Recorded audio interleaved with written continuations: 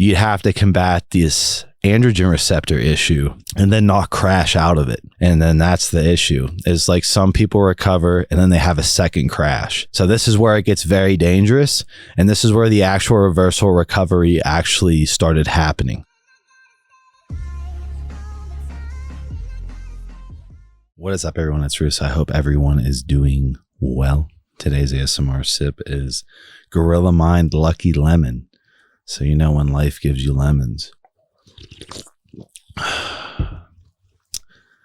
Intelligent iron. Hear your noises. All right. Today is the Cure video podcast. This is take 3.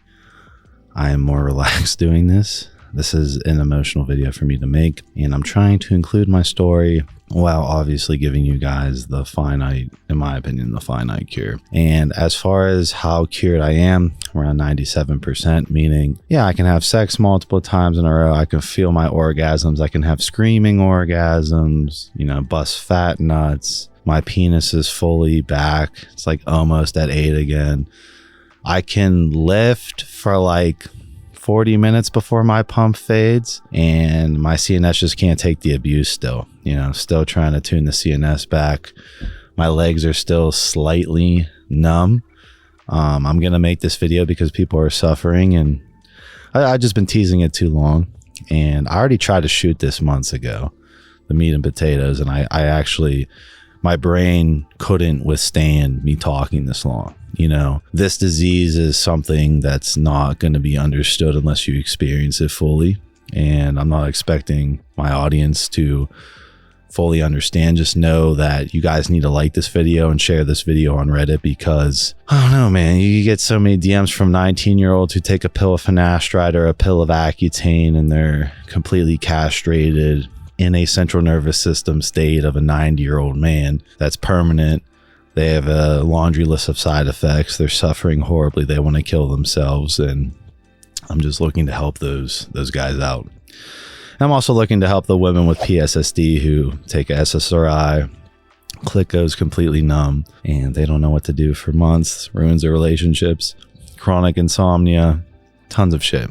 So I just wanted to give you a little backstory on me. So I've been doing the biohacking YouTube thing for a while. I'm known for documenting my SARMs and steroid abuse on this channel and being like the guy like, oh, like you don't have the genes to do this, and just like defying the odds the whole time. I really enjoyed that. Really enjoyed the underdog mentality. And essentially I was pretty crazy in my younger years in my boyhood. You know, I wanted to just be the most mental weapon I could, you know, do everything myself. I was constantly pushing myself as a boy very hard mentally, and I think of it like I was a piranha brain in the shark tank, but I was a piranha attacking super hard. You know, I was at it.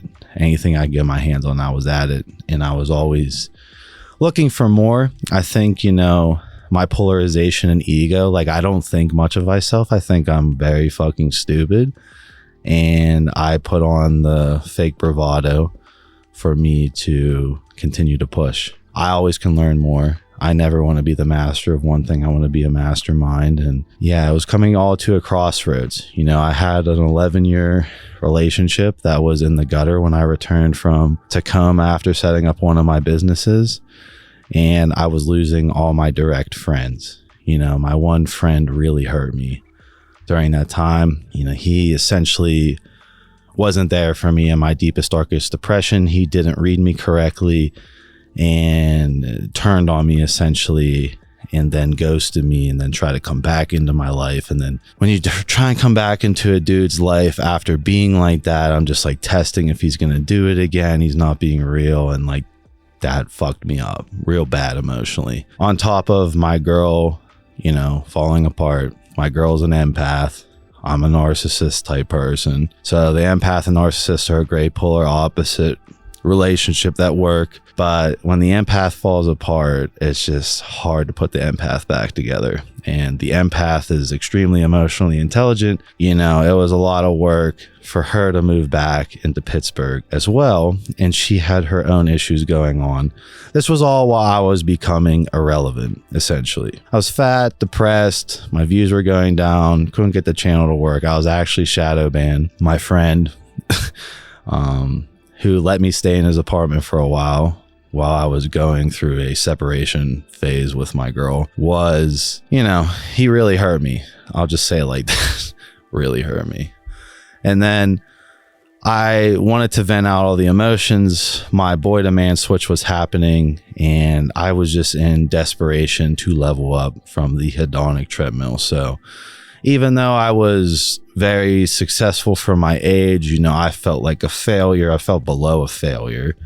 And I also felt like, my boyhood was over. I sacrificed all my boyhood. I didn't really have any fun. I wanted to use that to build skill set and character. And then that led me into this horrible darkness, when Jordan Peterson is like, yeah, you want to be alone and you want to become the weapon. And like, he doesn't talk about all the other side effects of creating that psyche that come with being the most powerful mental version of yourself.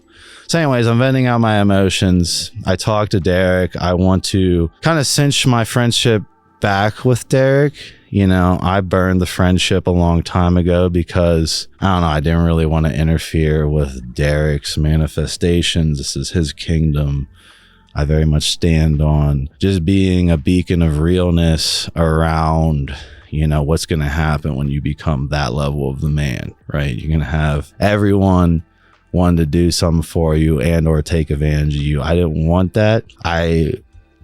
Like Derek already paid me essentially. Like I already got Derek's dichotomy when I was younger, but I did want to cinch more back in with them and make a comeback. Derek decides to slam me with the King of Macedonia, Alec Matrivsky. So Alec Matrivsky, in my opinion, is an underground gem in the biohacking world. He deserves a ton of exposure, and super smart, multi-languages he knows, and very intricate person. Also, very blunt person. So he's someone who could deal with me being vicious, which I wasn't. I definitely showcased the red carpet to Matrivsky. I really wanted to see him do well. I also wanted to just install him as Derek's second cabinet, have him be the third bio bro next to Steve, and that kind of be like my side quest mission for it to authentically cinch back together without it feeling prying on either side. I'm not really one, if I don't have something to offer, I don't.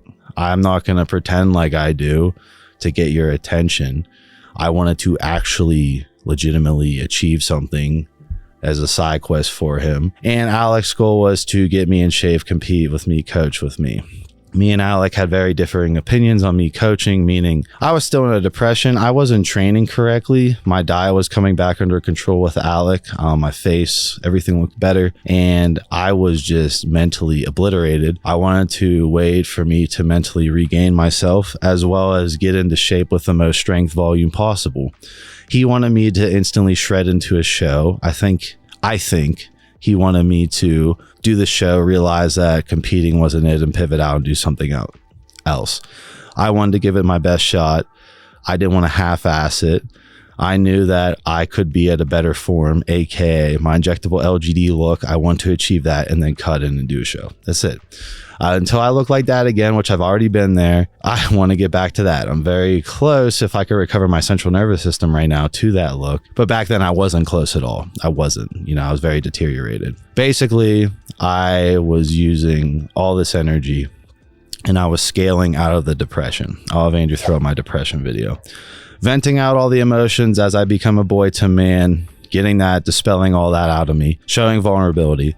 Then I was going to go into a hypermanic phase where I was going to blare my ego. I have to remember who I am. I have to remember all I accomplished, and I have to push out of here. And my intro is stay high all the time. I was in a low and I needed to stay high. I went into a high, it's a lot. My girlfriend knows what it's like. My close friends know what it's like. And they always want me to showcase that other side on the YouTube channel, but I definitely want to be more educational based here. But yeah, I went into that. I needed to go into that. There's been multiple times in my life where I've had to go into that. The other story I described is when I got my shoulder ripped out in wrestling, and man, that obliterated my ego into oblivion. And I had to get into another egomaniac phase when I was senior year of high school. That was another phase of being super low, going super high. And this is like a type of character that you can, in the entrepreneurship world, they revolve it around the hunter gene, the thrill of the hunt, and that, you know, dudes who go through stupid low lows can reach crazy highs. And the opposition is the farmer, right? The farmer just moves right along, super binary, always gets it done, super happy with the harvest, just continues trickling upward. No need for thrill. Overall, very content with the farm. I get this house. I hire Andrew full time. I hire Austin full time. I'm fucking high as shit, like as far as mentally goes. Like I'm doing 1,000 actions per minute, just killing it, super happy. You know, this was the first time I quote unquote built a lifestyle around all my success. You know, I was always living in trap houses. You know, I drove a police Charger around, beat the fuck out of that. I could have bought a crazy sports car back then. And, you know, I was very content with me using this house to motivate me to go higher. I needed that. And overall, having the team behind me was really pushing me to output way more. And I wanted to refine that over time. It was definitely rough at the start. And this is all while Alec, who has never witnessed a personality like me, is like, this guy's going off the rails. His ego's going crazy, blah, blah, blah. This is like telling Conor McGregor to chill out. You know, sometimes when I get in that phase, I just got to go through that phase, you know, and it was definitely getting to a point where I do believe Alec was basically retracted. He also didn't want the social media attention because people on the internet are pieces of shit. And overall, he was ghosting me when we were trying to get on shit. I was trying to literally put him on. That was my job, was to install him as a character in the metaverse, and for Derek to include him as the third bio bro, rightfully so, and to give the credit that Alec deserves compared to the shitty bodybuilding coaches that have way more following, way more success than Alec currently, yet they lack I don't know, like 80% of the knowledge that Alec has in his head. Me and Alec have a falling out. I publicly announced it and I'm done. You know, I did a lot. It was very hard on me. I feel like I'd have more patience if I wasn't dealing with so much other shit. I already had so much other shit going on. And when someone is holding you back in a high, whether that be for my own safety or not, sometimes like I can't. I have to roll this ball of fire and then conform it, refine it down. So if I'm blaring outwards, I have to control it, refine it down eventually. But if it's still blaring, then I have to deal with it and ride it out. And I understand that. But basically, this was right before the Canon event. The Canon event is that about a couple weeks before, I will caveat this, I experimented around with one pill of tesofensine. I didn't enjoy the tesofensine. I waited for the tesofensine to get out of my system. Overall, after the tesofensine, I felt great. I felt like my neurotransmitters were topped off and I was, you know, doing fine after. I didn't have any side effects. The same syndrome could occur with tesofensine. I then move on to testing the Gorilla Mind shroom. So Gorilla Mind has deemed me to review this product before selling it to my audience, and they were going to feature it on Gorilla Mind's Instagram. I wanted to take the full recommended dosage to experienced lion's mane at that level. And by that level, I mean, there's 3.2 grams of lion's mane and a bunch of other mushrooms, reishi included, that is in this product. I use Shroom 1.0, which isn't the same level of lion's mane, but I have a lot of experience with lion's mane. I've used lion's mane for a lot of time. I love Shroom 1.0. I sold a lot of bottles of it. One of my favorite products because, I don't know, I just found it as a really cool pre-workout because it wasn't like a stim. You know, I still got this nootropic factor and it wasn't a stim, and I would do it before my gym workouts. I'd have better reaction to music and shit, and I loved it. Shroom 2.0 is a very beefed up formula, and I was nervous about this. I will say that I dropped weed the day I tested this product. THC could have been lingering because I use THC to offset my manias. I'm not very pro weed on this channel, but yeah, I use it for my manias because if I'm in a horrible frequency of anger and a mania, that I can't stop, and I can't say stop it, it'll get worse. If I do some THC and move it into a depression, it's very easy for me to get out of it. I'm not super pro weed. I've seen weed ruin tons of my friends' lives, and for me personally, that vice works really well than just having to sit there as the slideshow of the mania plays out at extreme pace. The speed of thought at that level is nuts, and some of you can relate to that, and that really helps me slow it down. I take that out.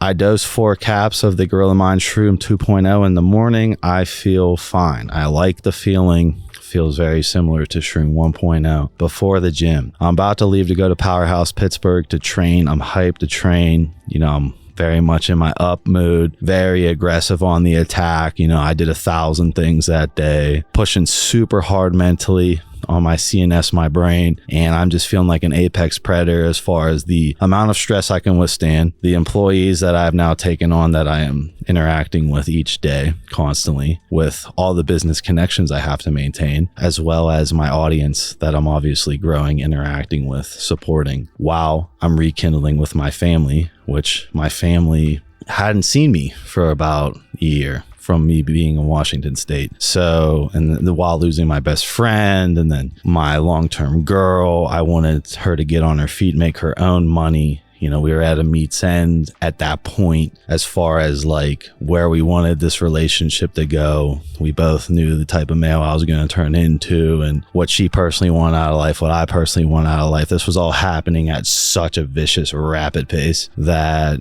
this was like the build-up mind state that I was in, and I just want to caveat that. And then I dosed the next 4 caps of Gorilla Shroom, and the Canon event happened. You know, instantly knew I was fucked.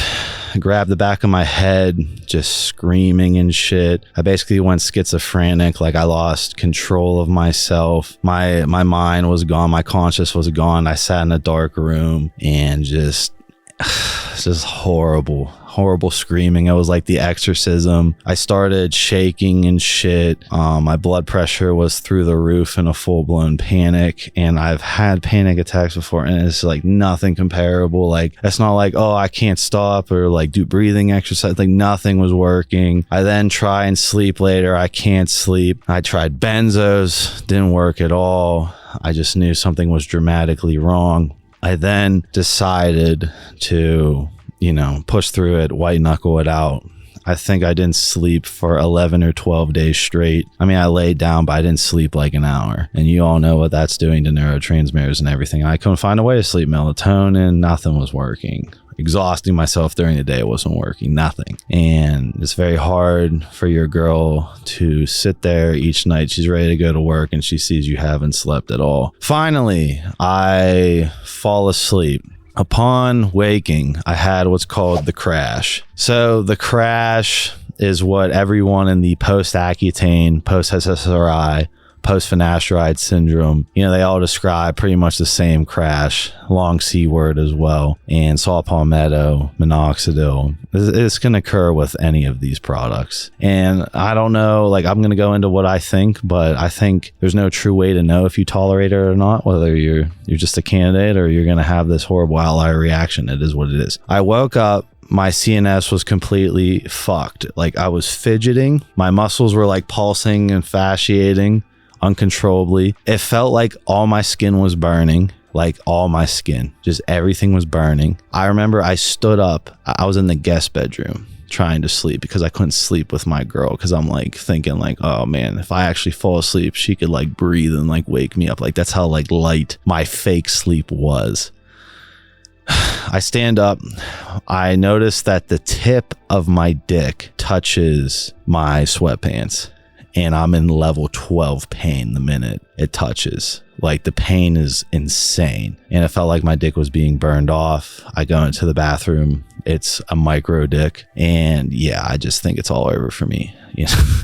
And I'm just like, oh, wow. Like, this is insane. And I thought it was ironic and funny. It's like, oh yeah, like the penis biohacker like me, you know, my biggest fear is to be this big muscular person with a pipe not to match. And here I am, mentally and physically castrated, and I'm like staring at myself in the mirror just like, man, this is like a nightmare in real life. I'm just mind blown. That didn't stop. The other part of the crash was, It felt like, I don't know, my brain started zapping or shit. You can see when people come off SSRIs, they get what's called brain zapping. Remember, I just did one full dosage of this product, and that this syndrome has occurred with just lion's mane in general, a pill of finasteride. Like, this is all pretty much the same shit. A pill of accutane. Upon cessation, the syndrome occurs. I pissed dark orange, so I pissed like 10 to 15 pounds of my muscle completely off. I looked like a cancer patient. My teeth started bending. I couldn't taste anything. I had autoimmune issues immediately. So like my palms, my hands were like spotted red all the time. My feet were spotted red. My hair looked horrible, like it was falling out like I was 90 years old, and I could not really function at all as far as like I was mentally retarded essentially. Like I couldn't make sentences. I didn't know myself. It wasn't like, oh, you just like baited yourself. It's like, no, it's like I almost needed a caretaker type level bullshit. And, I was very alarmed. I was very, very alarmed. And I just immediately started flipping out on Instagram. I don't think this product ruined me. I didn't go into the extent. I definitely jumped the gun versus, coming into this with like a concerned team state mindset. I definitely didn't want anyone else to experience what I experienced. And I feel like this should be known that, hey, this is the dice you're rolling. It's a very low chance you'll get snake eyes. But I got snake eyes, and this is what happened. And yeah, I instantly get in DM battle with Derek. I'm not going to go in or show screenshots. I'm not that piece of shit. But yeah, it was like written off like a headache. I didn't really go into fully what happened to me yet. I started layering it on him, and yeah, that it didn't go that well. It did correlate with what's happening, what I already prefaced, which was Derek wanted the middleman of Alec. And this was all it was the whole time. Like, I wanted to bring Alec into metaverse. Derek wanted Alec to correlate how I actually was and to give me licks indirectly instead of directly, which I take offense to. I'm just not gonna, like, if you can't be a real friend, it's really annoying. If I'm not deserving of that, I think it's insane. I'm deserving of, this whole personal coach, this personal handler. Like, if you're going to be real with me, I'm going to be real with you. I don't want to reflect what you're like giving me, essentially. Anyways, he slams me back with Alec. I'm like mentally very grateful that he slammed me back with Alec because I thought Alec could figure it out. I didn't really know what happened to me until about 10 days later when I started hypochondriac researching because it was getting worse and worse. But yeah, me and Alec were slammed back together after the falling out. Alec definitely invested a shit ton of time into me with this. Gave a fuck. I'm not here to bash Alec. Alec took the most psychological abuse from me, but Alec was not a believer in PFS. He was not a believer in PSSD. It took a shit ton of convincing. We were in polar opposite, fields of what was wrong. He was more painting it like, okay, this is an autoimmune issue. Your immune system freaked out. I have an autoimmune issue. This is probably what it is. I'm like, no, I think something's wrong with my AR. My AR feel fucked. And I'm sitting over and like, I think my AR fucked. He thinks I'm an autoimmune. I have the side effects of an autoimmune. I more look at it from a computer science perspective of, this is the difference between biochem and computer science. Like in computer science, and I didn't study computer science. I studied information systems in college, and I did computer science in high school. And I actually had a systems job. Right. I actually did databases, mainframes, built them, fucking did the whole nerd thing. Right. So when you do programming and you type this whole program out, you think you have it perfect. You never do. And then you hit executes into an error. You're like, fuck. You go to the debugger. The debugger is like pointing right there. And you're like, man, that's probably not where it's at.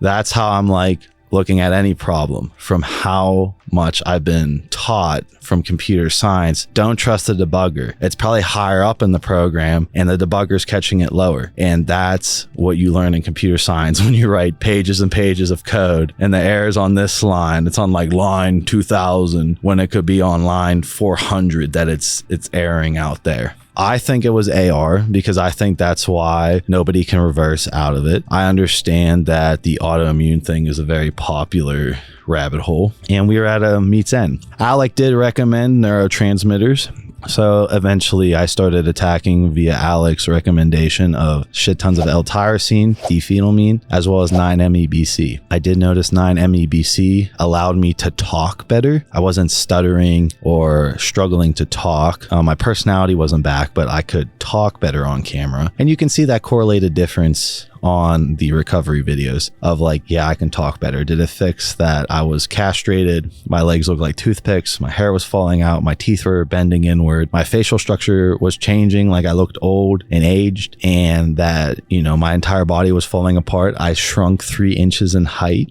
I could not walk my dog anymore. My knees would buckle all the time. I went from, you know, I used to incline the 125-pound dumbbells for sets, easy 10, 15 reps max, or I could do volume with like sets of 8. I could not flat bench, not incline, flat bench the 40-pound dumbbells. I used to be able to hack squat the 8 plates on each side. I used to be able to hack squat 7 plates on each side for volume. I used to be able to hack squat 6 plates for bodybuilder volume, and I couldn't load on 2 plates.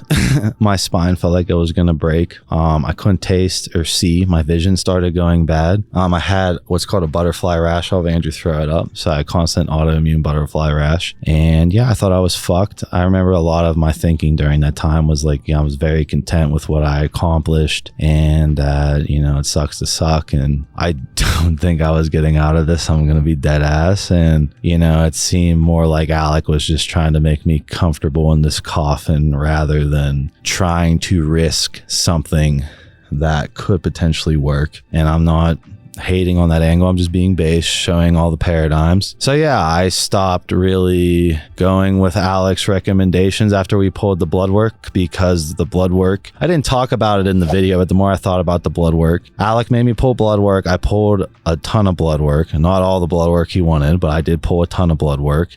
I also got off all steroids. I got off everything, and you can see it correlated in the blood work that I'm off everything. Got off everything. Pull the blood work, my estrogen was like above 400, 350, 400, which is insane. You know, my estrogen normally sits around 80. What does that tell me? That tells me there's something wrong with the AR. The AR are fucked. The skeletal AR are fucked, and that's what caused that influx in estrogen. My DHT level was normal. Everything else looked normal. Everything looked fine. I did not feel fine. I felt mentally retarded. I could barely drive, and I was just suffering, barely able to sleep for months. When I say barely able to sleep, I was like, I get like 2 to 4 hours of sleep each night.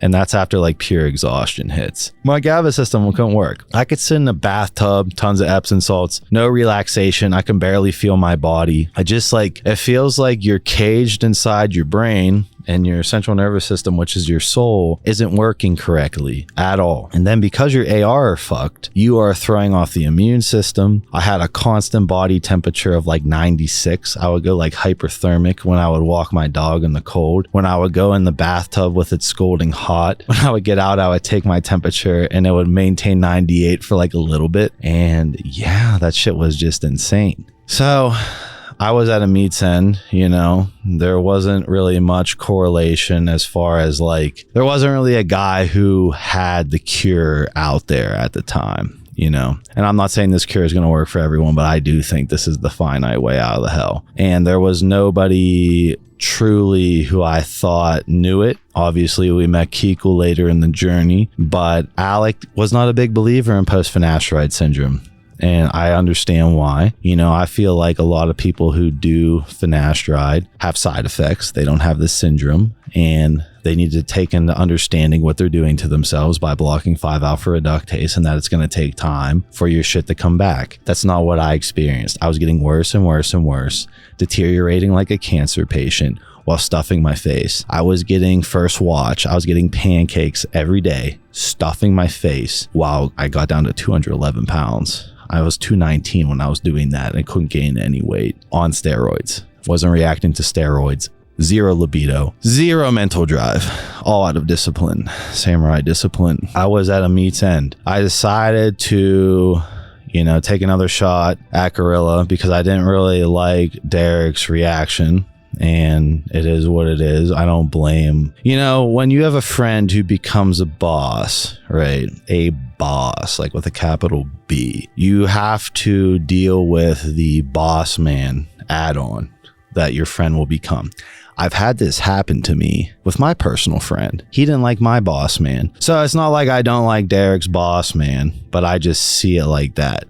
And that's fine. I make the video where I'm like basically fucking dead. You know, I haven't slept right for months. I'm fucking going nuts. I can't feel dopamine. I can't feel serotonin. I remember watching the John Jones fight, who's my favorite fighter, feeling no euphoria. I have no connection to my girlfriend at all. I have no connection when my mother comes over. It's just all fucked. You know, I go on there and basically ask for prayers. And then, you know, I take a shot at Gorilla, stating all the irony around this, because it is very ironic. Like the first time I get featured on Gorilla, it's like, oh, it's the shroom product that almost kills me. And it's also like, does Gorilla even like my brand? Is my brand too insane? If my brand's too insane, we can just admit this and move on. That's it. You know, like it's like one of those things. And, you know, I get a reach out from Alec stating that I should apologize to Derek. My apology is the fact that I jumped the gun. I definitely do regret that. As a friend, to call him directly. I didn't want to call him directly because I was in screaming fits. So it's like, did I want to expose him to that emotional distraught, or did I want to see if I could recover? You know, that was my apology of that. I shouldn't have went straight to my IG, but I just didn't want anyone else to have this reaction. Derek gave me an apology. I'm not going to go into it, but essentially Derek and I had a phone call right after Timorous Steve released the first smear on me. Polypharmacy got you here. The kitchen sink approach is what you're all about. And now we're going to use the kitchen sink approach yet again to get you out of this position. So now you turned yourself into a housewife and a maid. Don't worry, Coach Steve is here to rescue you. We're going to go on a holiday from your own bullshit. But before we can go on a holiday to Bali, a word from our sponsor.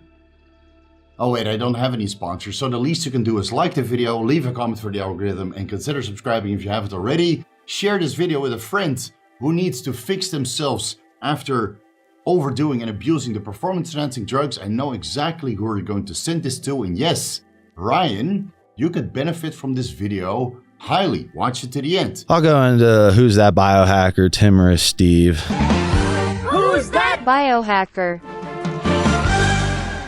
So Steve, probably, I'm just projecting that Alec has been complaining that I wasn't listening to him and that Steve is mad, thinking I'm a spoiled brat in the sense of like, oh, Alec's here to fix you. You won't even listen to him. Alec was guiding me in a direction I didn't think was the issue. Timorous Steve gets on YouTube, takes some shots, as well as links me his video coming for you on Monday. Yeah, you should watch it. Yeah, it will do you good. It will fix all your problems. I promise.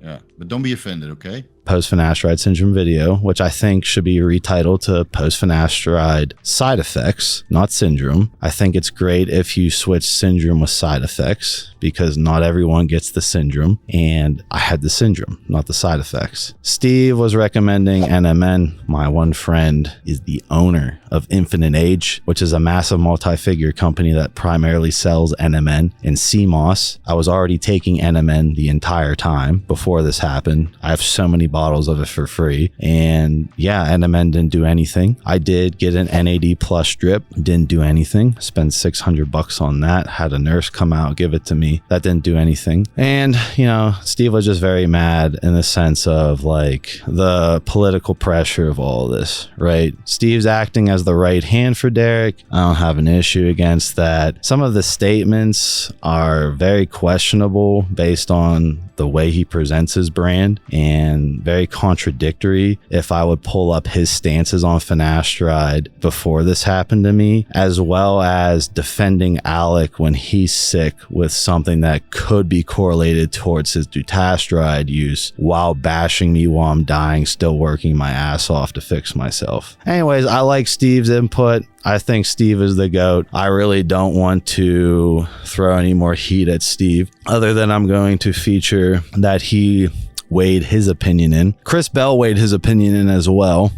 Chris Bell was very gung-ho about me doing ibogaine. I didn't think ibogaine was going to solve it either, although I was intrigued by ibogaine. Chris Bell was the man. He saw my video, wrote me paragraphs. Mark Bell reached out to me, wrote me paragraphs. Super honest, upfront dudes. Love the interactions. Hooked me up with an ibogaine doctor in Mexico, and I was just a little bit too pussy for that. Get on the phone with Derek after Vigorous Steve fires the bitch slap at me. So Derek doesn't really agree with Alec or Steve on what it is. Derek, in my opinion, figured out the top-down part of the disease, what causes it, which is the neurosteroids. So there's a lot of research into the neurosteroids around these syndromes, right? The primary neurosteroid in question is allopregnanolone. And I'll have Andrew throw up the one mutation showing a blocking of allopregnanolone. I don't think that's a bad take. I do think I feel like the way the call went personally, you know, without going into too much detail, is it was in the judge's courtroom, right hand up. Well, I recommended what Merrick Health would recommend him. I presented what I think was the root cause. I'm not saying he went against it, but he correlated around it. And I'm literally giving him what turns out to be the direct cure. It is what it is. I do appreciate the call. I didn't deserve the call, and it just reconfirmed my opinion that all these guys don't have it fully figured out, in the sense of, if you are ignoring this AR dysfunction, that is what's causing all these other variables to be fucked up. And there's no way to fix that without fixing the AR dysfunction. Felt pretty disappointed, defeated after that. I thought Derek would somehow present me, you know, in a fairy tale world with the way out of this hell. And no, that's not how it went. But he did weigh in. So everyone's saying he didn't. He did. I then press on. It's funny, I'm like in full manifestation mode at this point. I'm just like, it's gonna come to me. I was begging for prayers. To seek is to suffer. I'm just suffering for these answers. And boom, I'm rewarded. Another quantum entanglement happens and I meet Jasper.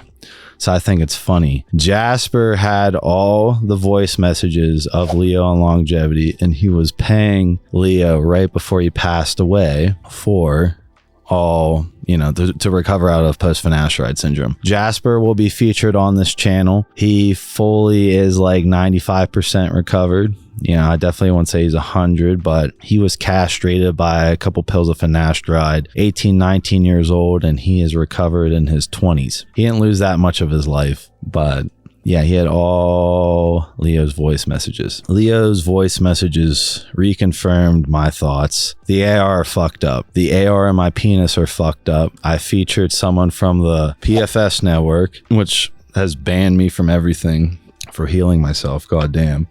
It's funny.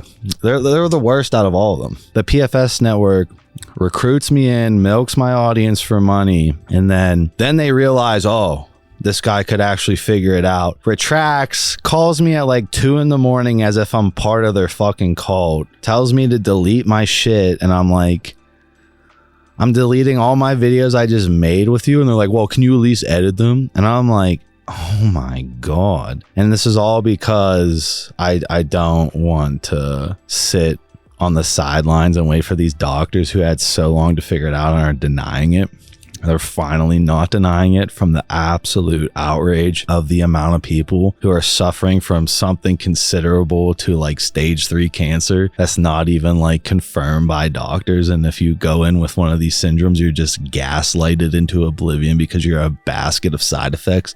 No doctor wants to talk to you. And it's just like, man, like they're the worst. Say what you want about all Steve shots at me. The PFS network, they're directly trying to censor my information. It's fucking insane. I get all the voice messages from Leo, confirms that it's the AR architecture. I go into the PFS network to collect data. It's at the AR. They're studying.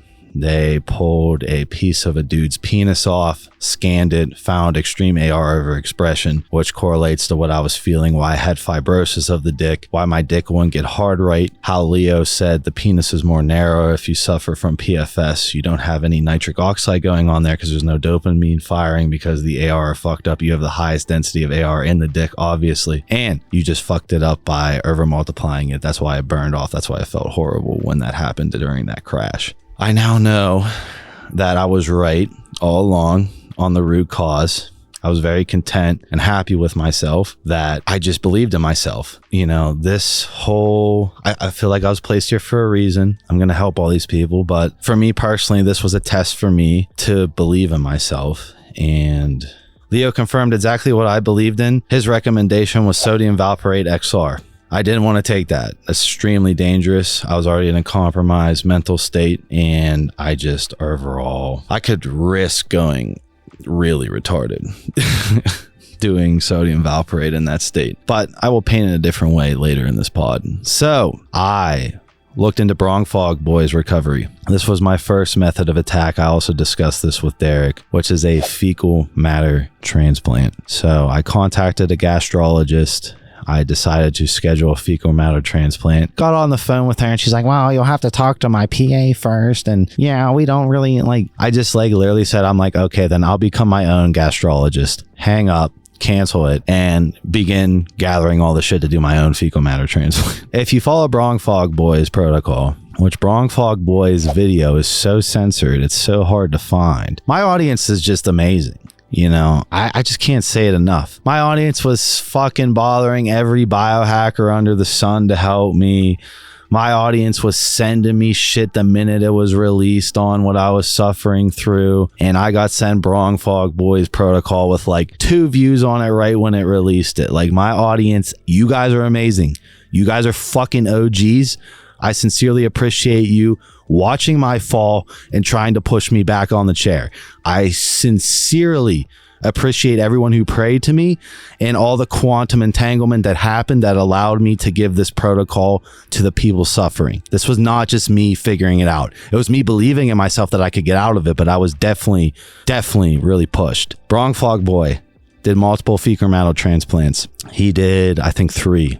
2 of them failed. He noticed on his first one, he felt immediately better. And then it went back to feeling like absolute dog shit. You just feel like dog shit 24/7. You wonder why these people are nuts. You feel like that for a day. And there's a matter of feeling like that for years. It's fucking insane. Absolutely insane that the medical community doesn't deal with this shit already. Bonkers. But I get why it's super hard to deal with. All right. So he decided to do iodine.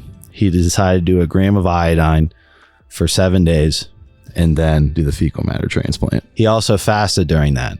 So a lot of my Muslim subscribers said that a fast would fix this. They recommended a 30-day fast. And I had a Muslim follower who had post-Fin syndrome, apparently. And he did a fast and it fixed him. Everyone's symptoms are different with this. I was a super juiced up bodybuilder before this happened to me. My androgen receptor architecture is extremely damaged. The fast wouldn't help me. I thought that the fecal matter transplant, if I did it correctly, could maybe recalibrate the RNA being printed around my body and reverse me out. That was my goal. I decided to do it. Gram of iodine a day with orange juice. That's all I'm doing. I suffer through the fast, just iodine poisoning myself. It's so funny. My immune system was so fucked that snot mucus came out of me like a waterfall. I remember I was down with Andrew and Andrew was looking at my nose and I just let it drip for like hours into the fucking toilet on how bad my immune system wasn't functioning at all. And you can see that a correlation with all the data I collected around this. is that you see people doing autoimmune treatments and it kind of alleviates the side effects, blah, blah, blah. But you see people not get sick anymore. And that's because your immune system's not working correctly. That's what happened during the iodine. On the 12th day, I believe, it was 10 or 12 days, I did the fecal matter transplant. So I had my friend give me his shit in a bag and I did the fecal matter transplant.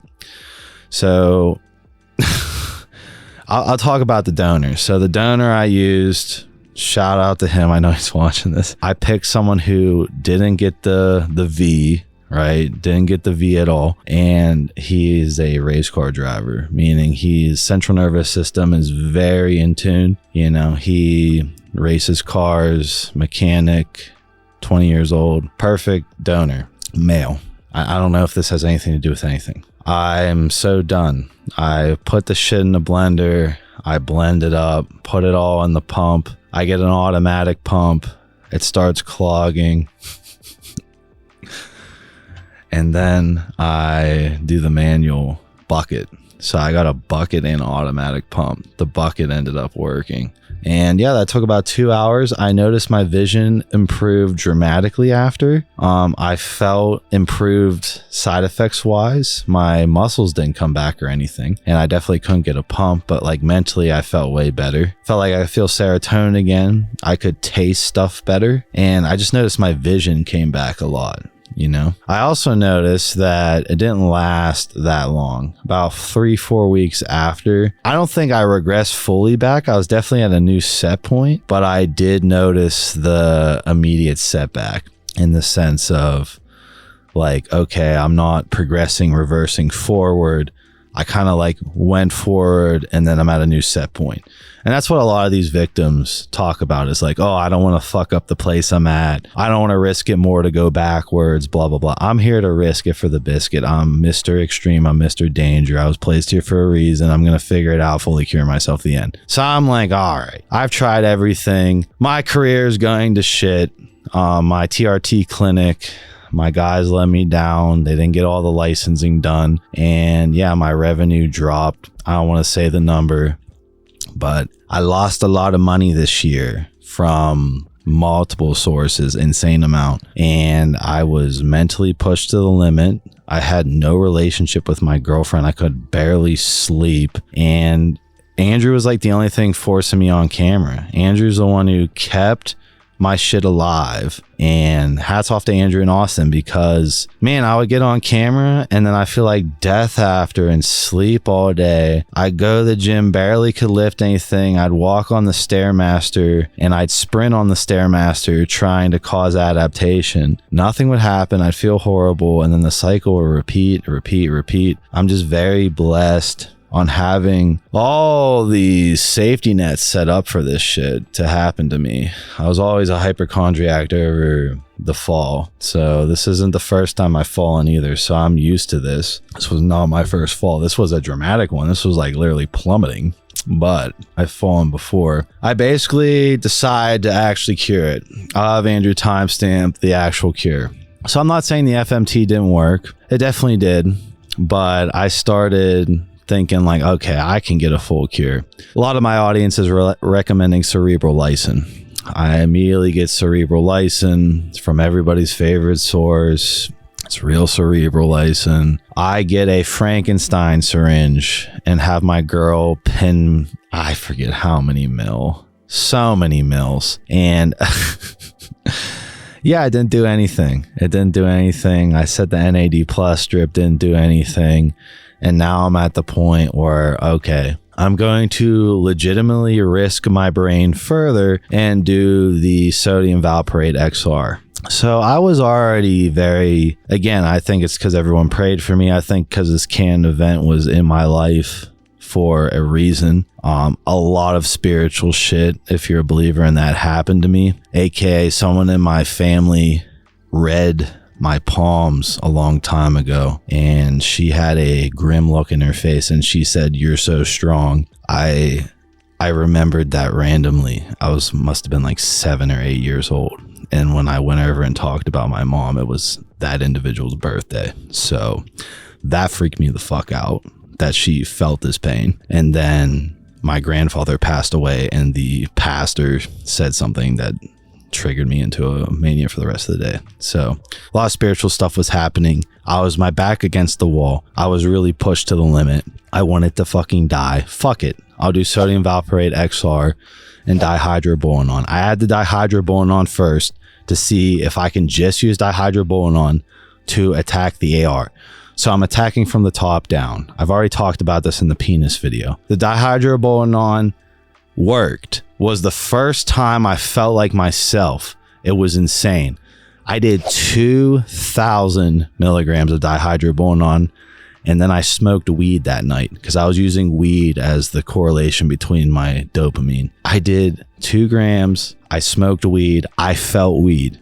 Like, these people, you can't feel alcohol, you can't feel weed, you can't feel caffeine, you can't taste anything. It's fucking insane. I felt weed. I literally had like a mental breakdown from feeling like myself for about like 3 hours. It was crazy. I would barely get like windows. Like, the dihydroboronone was like the first time at that dosage combined with the weed where I like felt myself again. Like, I felt fully kind of back. And I continue with the dihydroboronone. I would do 3 to 8 shots a day.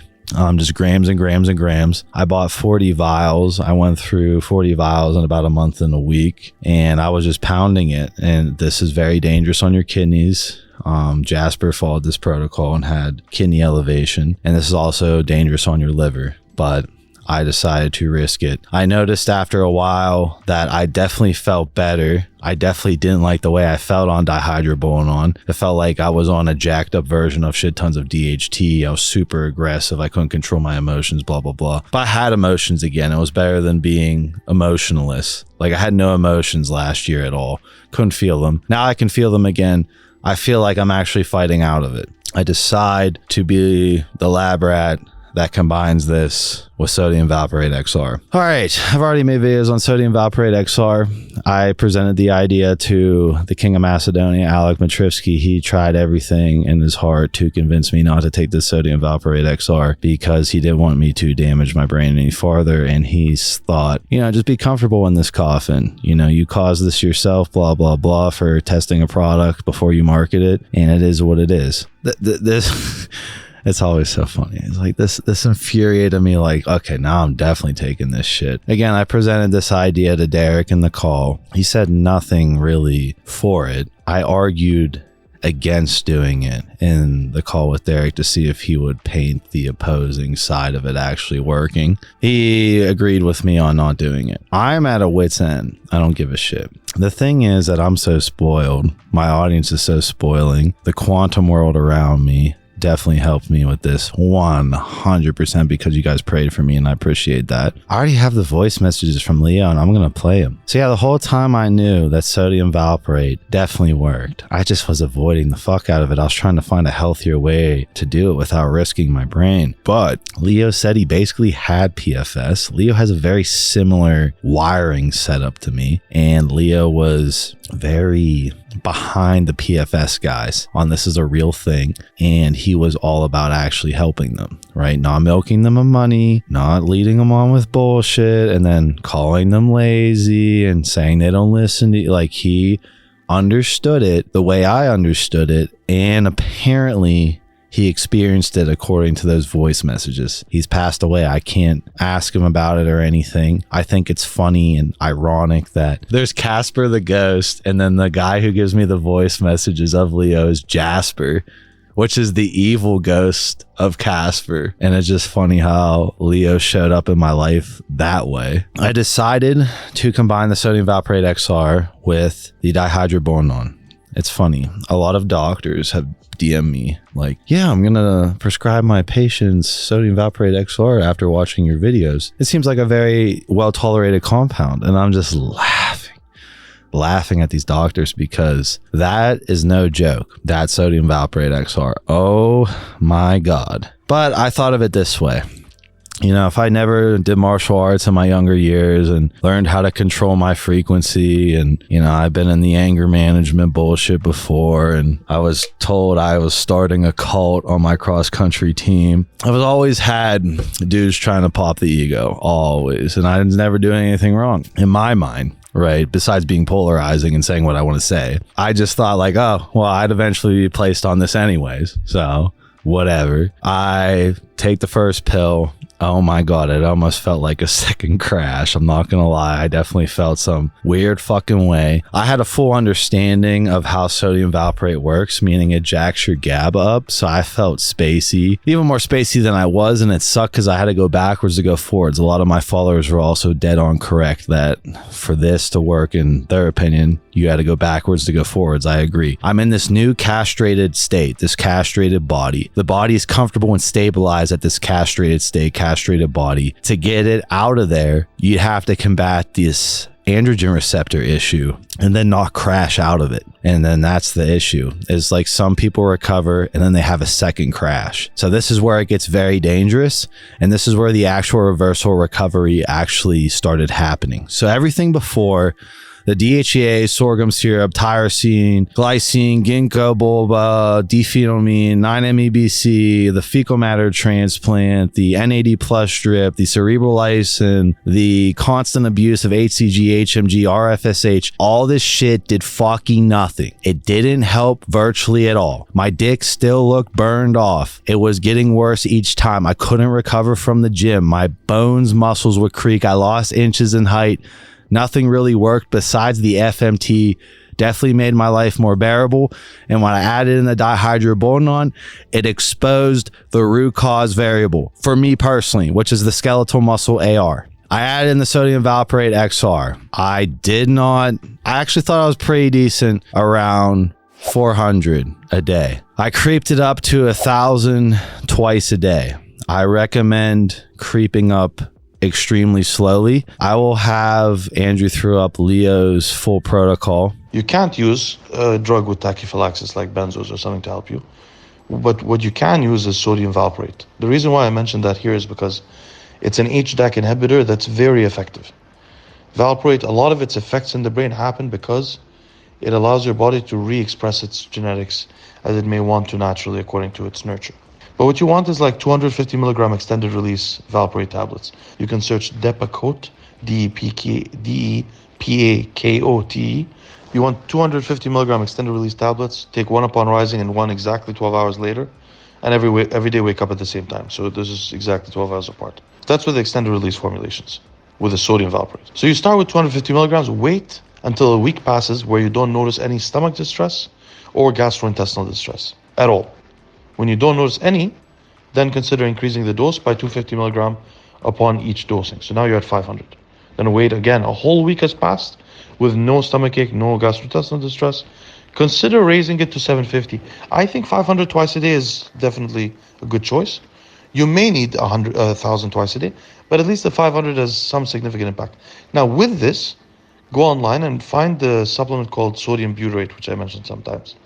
There's also a product called tributyrin. You want to take like 3 grams of this butyrate.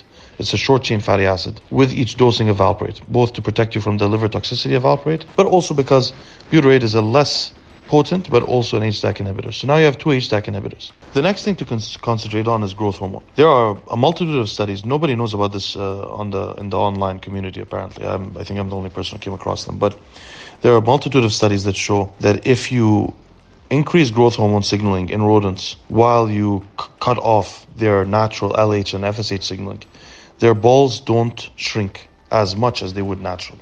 It seems growth hormone is somehow protective and potentiates the effects of the LH and FSH. I'm not a fan of growth hormone, of course, but in your situation, I would certainly, even at your age, certainly consider dosing it at above 2 units at night. Keep in mind, once you use growth hormone, you will inhibit your own natural growth hormone signaling, which usually happens right around bedtime and 2 hours later. So you want to take a bolus at night for sure. So it's at least 3 units or so at your age, if I were to take it. Now, if I was taking this at your age, I would probably also take CJC DAC, 1 milligram twice a week, like every 3 days. I don't know if I would take MK677. The thing is that you affect the hunger and stress hormones. But to be honest with you, if I was 19, I would, because I would want to get my full growth potential. Once you use MK677, you're using ghrelin and your natural growth hormone will not be inhibited. This is a very good idea. At the very least, growth hormone. So there you begin. Now you have HDAC inhibition and growth factors going on. So you're setting your body up primed to change. The next thing is, you'd like to block progesterone. Unfortunately, there are no selective progesterone receptors or receptor modulators. So instead, you block estrogen. You don't need to block estrogen with Clomid because these things have side effects in the eyes. Clomid's very potent in the brain. That's why you'd use it. But instead, you can lower your actual estradiol signaling. That's why I mentioned Valproate first, so I don't have to worry about the potential acute anxiety you'll feel from this. I don't know if you're doing blood tests. If you're not, you have to judge it sort of by feel, which I can guide you through in the future voice notes. But really, you want your estrogen, your estradiol, your E2 to be about 15 in the US metric. Yeah, you can use a generic growth hormone. If you do have a generic, consider in the short term using like 5 units at night. Seriously. I know it's a lot, but it's going to make a difference, and it will at least not take away your natural growth hormone, which at 19 may be significant, and leave you at a net negative. Controlling the estrogen becomes much more difficult when you produce your own hormones. You are injecting testosterone. I mean, I know that this is not the reason, but keep in mind, when you're injecting testosterone and you have any paucity in 5-alpha reductase, imagine what happens. Naturally, you produce the testosterone in your balls. Locally there's 5-AR. It converts locally to DHT. DHT then locally has an effect at the gonads, right? When you inject testosterone, you avoid this local production. So even if you have 5-AR, it's not going to be converted as much to 5-alpha reductase, to DHT. And if you don't have 5-AR, you're really reducing the amount. Now, I don't know why you feel okay with equipoise other than the potential hematopoietic thing, but we don't need to pay too much attention to it. What we need to know is that you need to start with I really think it's very important that you get recombinant FSH. If you can't, it's way more potent than HMG. If you can't, then you need HMG. You would take like 50 units of HMG every other day because it's a standard dose, but sometimes they're underdosed in studies. I mean, if you're taking recombinant FSH, folotropin alpha, you would take like 50 to 75 units every other day. Really, 75 units is the normal dose. With HCG, which should be the main luteinizing hormone component, if you're not taking HMG, which is ideal. So you'll be taking like 75 units of FSH every other day to replace natural function, keep in mind. The fertility studies use up to 15,000 units of HCG every week for up to 3 years before they even succeed at getting fertility. So there isn't tachyphylaxis here. It's lies that we've been told, which unfortunately Steve spread a lot of without knowing it, and this is why I'm a bit sensitive about that subject. It affected a lot of us. We lost our gonads for no reason. There is not much tachyphylaxis from this drug. The problem is the thyroid effects of HCG, long term. At your age, it's not a real concern. What I would do, first of all, if you want to avoid that, you take like 100 micrograms of T4 should compensate for it. Maximum 200. I wouldn't even consider that. What you really need to do is, when you're talking about HCG dose, 1,000 is not a blast. 2,500 every other day is a very reasonable amount long term to get the whole thing working. You're not going to, and even 1,000 a day would still be about half the max dose in fertility studies. Now, you don't want to start with a max dose. You start with like 1,000 every other day units, and then you acclimate your AI to that dose so that you never end up with a very high estrogen signaling. You'll have to keep raising the AI as you raise the dose. Probably you'll need at least 2,000 units every other day. The point of this is to force your gonads to produce so much luteinizing hormone, follicle stimulating hormone, while your genetics and your body is able to be plastic and change, that it sort of guides your body toward redistributing the expression of 5-alpha reductase, the aromatase, whatever else may be affected. People have had a lot of positive effects from this. Now, of course, there are many other things you can do to deal with the short-term effects of libido decreases, like many things, which we can talk about later. But these are the important steps that I think can heal you. So if you do these things, you may be able to you may be able to get off all of them, especially if you're going on back on testosterone then. You may be able to reorganize your epigenetics and feel fine in a couple of months. About the mental sex drive thing, it'll be determined by dopamine signaling, by oxytocin signaling, and those are the crucial effects. But they're modulated by androgen signaling, by estradiol signaling. Estradiol inhibits the dopaminergic signaling. Androgens upregulate the dopaminergic signaling. There's, in your brain, some paucity of oxytocin or dopamine signaling. If you want to be sure that that's true, you can test PT141 and see if you get a higher sex drive from it acutely. If you do, then you know that the system's still working. And even if you don't, the system might be downregulated. But that's certainly what it is. You'll have to get the estradiol to around maximum of 30 in the US metric at any point to be able to get stuff back to normal. About the flaccid size, that's an indication mostly of your androgen signaling in the area. Okay?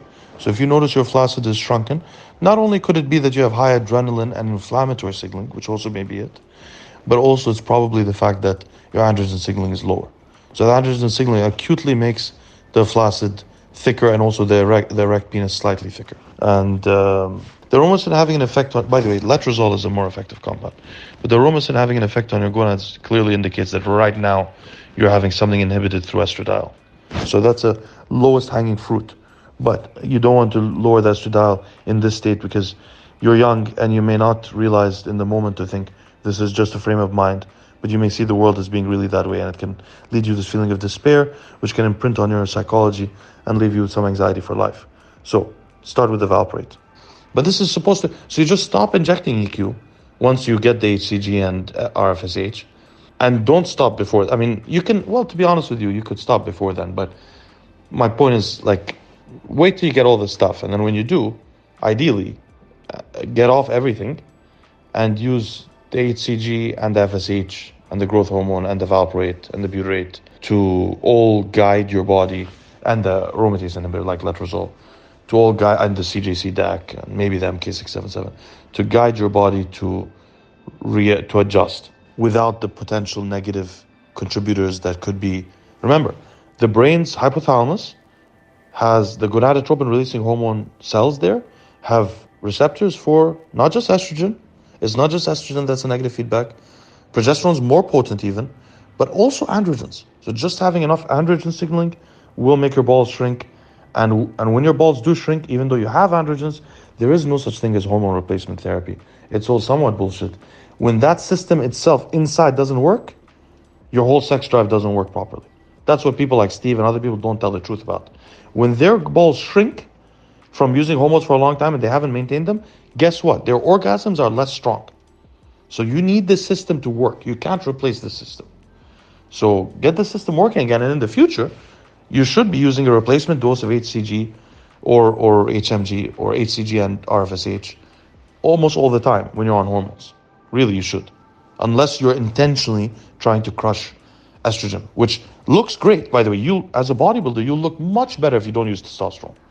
But bodybuilders don't realize that. They all use high doses because they're using testosterone. If you don't use testosterone, you can use 400 milligrams of nandrolone a week, 300 milligrams of trenbolone, a few things, some anadrol, Danabol. You look ridiculous, but your dick won't work.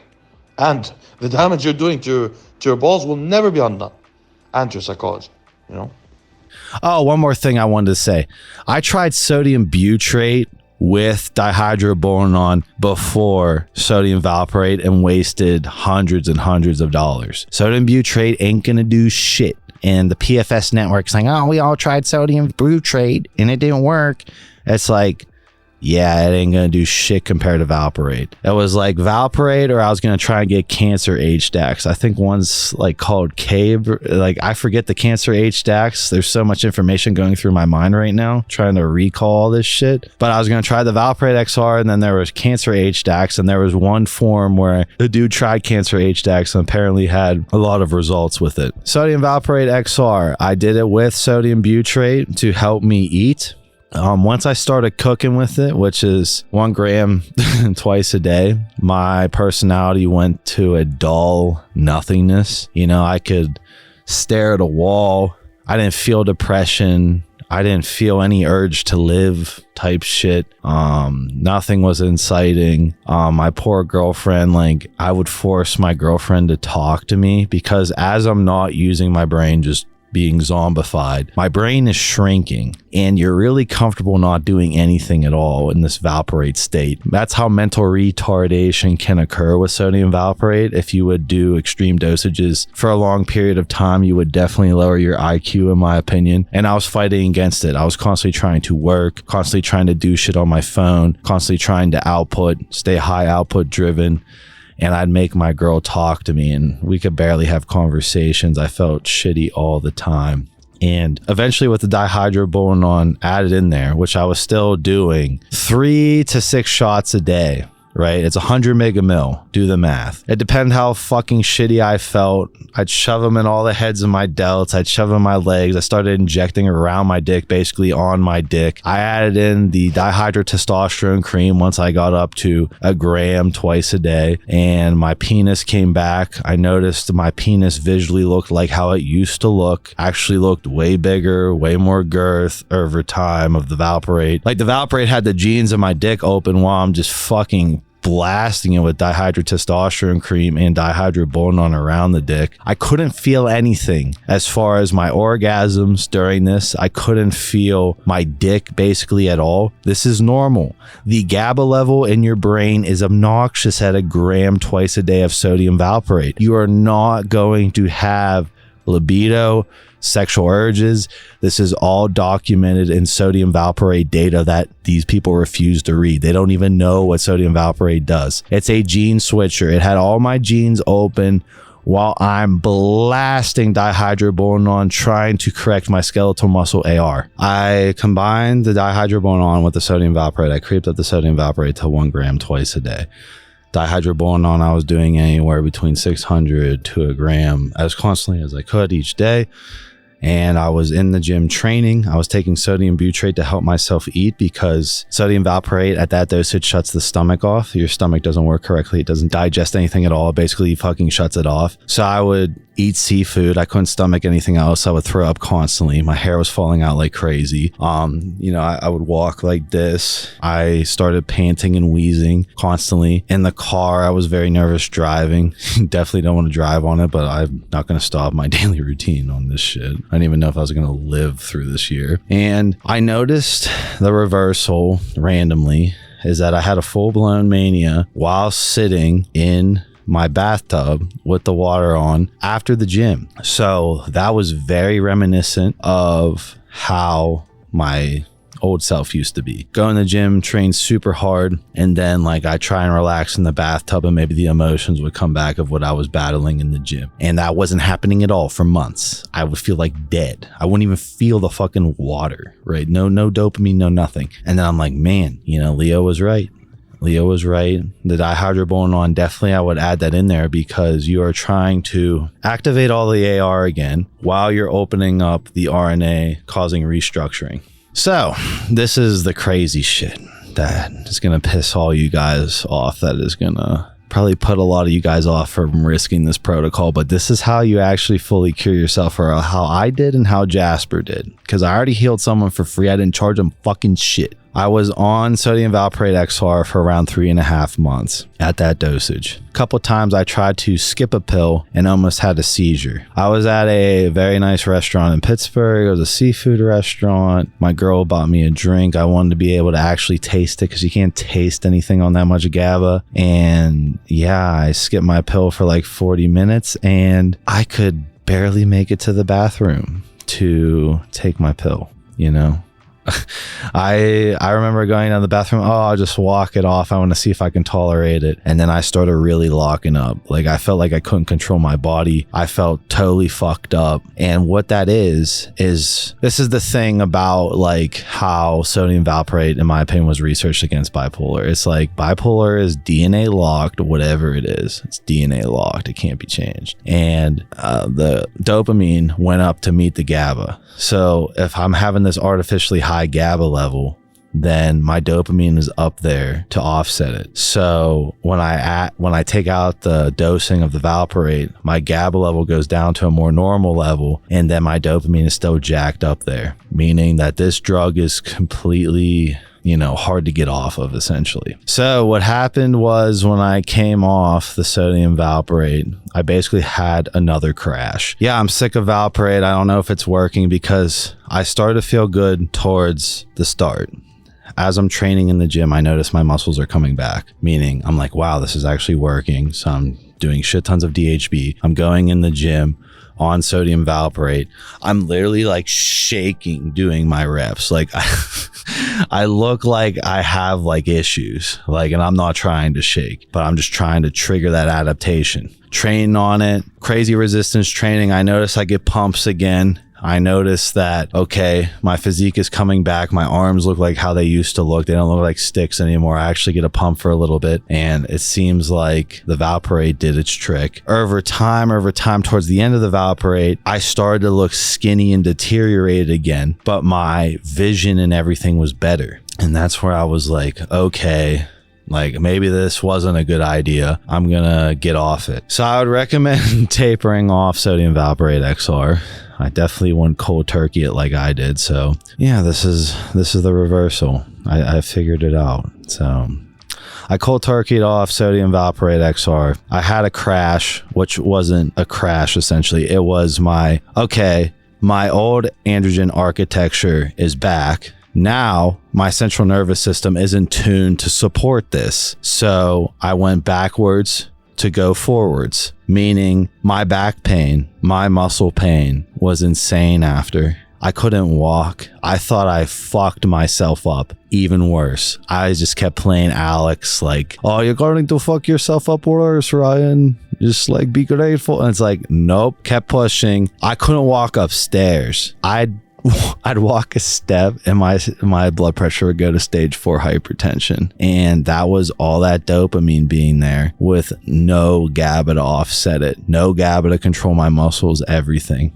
I basically needed a caretaker for the first month. And I thought at the time, okay, you fucked yourself up worse. Whoop-de-doo, you're already fucked up. Who cares? And over time, I noticed that I was getting better. I mentally felt like I could get better and that my brain was staying in a better state throughout the day. My body was destroyed. I would start having random seizure type things. Anytime I say a seizure type thing, unless I'm like fidgeting on the ground, eyes rolled back, it's not a seizure. But like, for example, I was driving randomly. I'm assuming the dopamine GABA was off and that I was literally fidgeting the steering wheel. I couldn't stop. I couldn't hit the brake pedal. My brain was telling my leg it wouldn't happen type shit. And then I just relax, try not to use dopamine, think about dopamine. And then I slowly pulled over, collected myself. I tried to pick my girlfriend up from the airport, almost wrecked their car. And that was in the withdrawal. I then started suffering basically hypomanic episodes like mania constantly, which I'm fine with. I'm like, yeah, this would probably would happen if I tried that and then came off it, for that issue of mine. And yeah, it was just horrible in the sense of I basically needed a walker. And this is where Derek's top-down issue is correct. After the root issue of the skeletal AR architecture being fucked, the neurosteroid, specifically the GABA system, needs to come back online. This is where PEA saved me from crashing back down, because I think a lot of people get to the reversal state. They don't realize how fragile their CNS is, and you could push your CNS too hard and cause a second crash. I almost crashed 3 or 4 times again, dramatic. The one time I squatted 315, 1 rep, super easy. I was pretty happy. My back felt good. I'm like, oh, I'm back. And remember, in my mind, I'm like, I have to get back in the game. I'm fucking becoming irrelevant. I lost all this money. I feel horrible. Everyone's making fun of me online. Everyone's taking shots, smearing me, bashing me, kicking me while I'm down.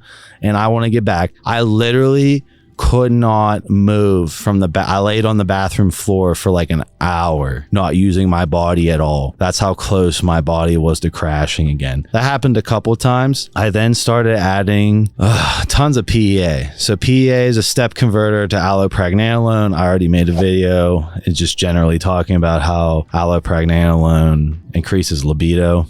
and I needed that shit to survive. If I started feeling a crash coming on, I would take half a container and it would offset it. And then I tried not to do anything strenuous, not look at my phone, not use any dopamine at all. I'm in this fight or flight. I have to be stoic as fuck to get out of this. And this is why I'm struggling to walk and how my body depletes over time. Meaning like I'd look decently normal when I stood up out of the bed. I could sleep again. It was crazy being able to sleep again. It was crazy being able to dream again, visualize again, manifest again, all this shit normally. My mind was coming back. And yeah, by the end of the day, I was like a Skeletor, unable to move, could not stand. I would basically need a walker, and I couldn't walk my dog. I couldn't go to the store, and I was living on PEA, which is $65 a bottle, and I was just doing tons of them. You know, some of my supplement company sponsors, shout out Pure Oz, gave me a ton of free PEA, and then I started doing what Derek recommended was HCG, HMG, and I added an RFSH as well, and that all seemed to help. That didn't do fucking shit before that AR fix. That AR is the root problem. That's the reason why you can't heal out. None of that shit is going to fix the root problem besides sodium valproate XR. And then once the genes are open, you're moving the architecture back with the dihydroboron level, right? You're also not using dihydroboron to use 5-AR. It doesn't need 5-AR. You need the 5-AR for the allopregnanolone conversion, meaning I almost crashed myself doing a shot of Sustanon right after I fixed myself, right after sodium valproate XR. I'm like, oh, I'm so sick of doing dihydroboron. I have like 15 vials of dihydroboron left. I don't want to do it. I want to space it out. Do Sustanon. I do a shot of Sustanon. It takes all my 5-AR. CNS feels like shit. I immediately deteriorate, shrink back down again, and I'm constantly doing this yo-yo effect. Yeah, I could barely walk for months after that. I knew I was getting better. I didn't know if 100% was possible. That's when I showed that video of me going in the gym. I showcased my legs not being back at all. Showcases I had battled a real disease despite people smearing me, making fun of me and everything. That was a fight or flight situation of near death. And I'm not going to talk about it, but I guess I'll mention it. Is like one night when I was in a really bad state, I went to sleep and I feel like I almost went into a coma, meaning I never had a dream like that ever. And again, I'm a more spiritual person, but I was somewhere else. I couldn't wake up out of it.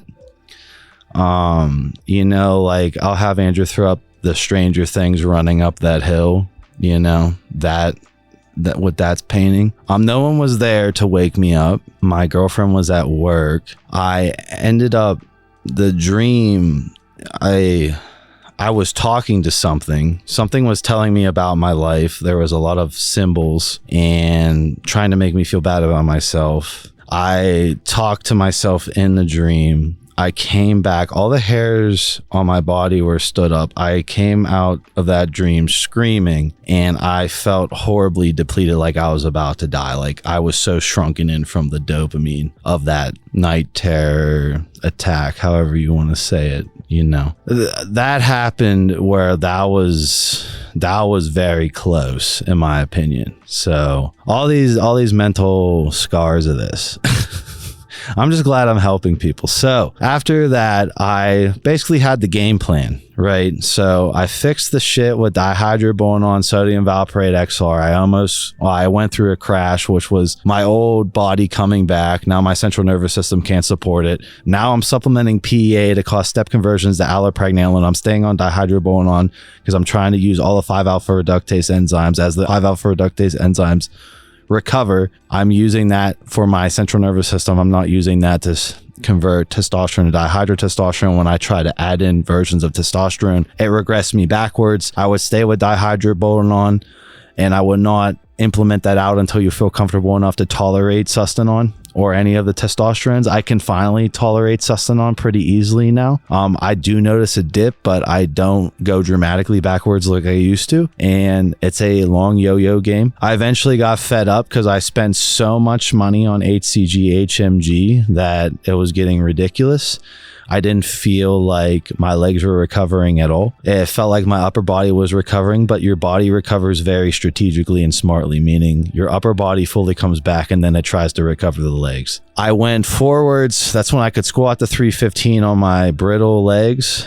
And then I went backwards again as my legs turned on and began to expand. My legs looked like fucking toothpicks and my legs were massive before this happened. So that's where I like kind of went forwards and then I yo-yoed backwards, but my legs were turning on and I was adding in PEA, HCG, HMG, RFSH, and then Kikel comes into the mix. Kikel is I give so much credit to him. You know, he's so nice, so professional. You know, he didn't take shots at me, smear me, nothing. My followers were harassing him to help me out. He released a bunch of educational videos, didn't send it to me, just told my followers, you know, he put this out. And yeah, Kikel has a lot of gems on this disease. He understands the AR issue. He fully has a comprehension of what is going on and all the different methods of attack. And he, for free, added a bunch of methods of attack. So I'm in the gym, I'm battling, right? I'm causing a central nervous system adaptation of, hey, you need more allopregnanolone, you need to redo your central nervous system spinal cord fluid, blah, blah, blah. I then added in HCG, HMG, RFSH. I'm doing dihydroboronone to occupy my androgen receptors while taking the 5-alpha reductase load off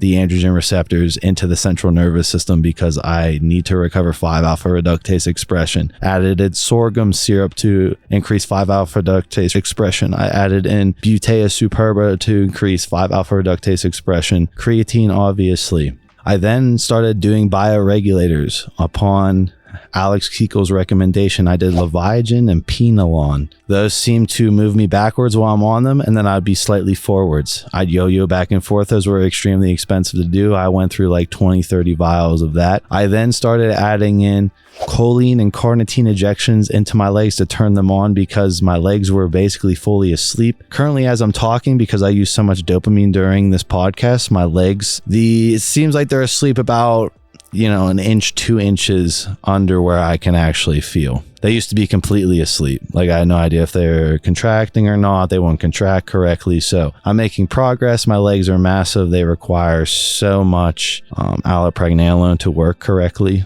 You know, that's why I made the James English video discussing how James is strong as fucking shit, has beautiful muscle insertions everywhere, but his legs are small, and how that could be correlated with finasteride of the central nervous system demanding so much while he's blocking 5AR1 and it potentially causing issues with his legs. I'm not going to go into our private conversation, but you can see that his legs have been dramatically improved upon his last picture update, which I'll have Andrew throw up. Could that be him recovering out of his ACL surgery? Yeah. Could the ACL surgery or whatever he tore be correlated with him being so fucking strong while using a 5-alpha reductase inhibitor that could potentially cause CNS issues? I don't know. But that is another correlation I wanted to showcase, is that the legs, I would say it's very hard to have bodybuilder like legs using finasteride or dutasteride. That is not really taking away from the use case of finasteride or dutasteride. I'm just saying that that's something I do notice a big correlation in upon multiple people in this circle, especially the one suffering the worst. And he tried to quit dutasteride. He couldn't quit dutasteride because he almost crashed, had to go on finasteride. I'm not going to say who it is. It's just been a lot of irony. You know, my karma tables were spinning like crazy during this. And yeah, that's where I am at. I'm basically, I'd say, pretty close to fully recovered. I definitely jumped the gun. I think I have like 2, 3, 4 more months. Trying to do it in 2, 3 more months, but I'm just being realistic. I inject my legs. I take breaks from injecting them. You know, they go backwards a little bit. I definitely see myself creeping up. But it's like, okay, I wait for my CNS to fill up.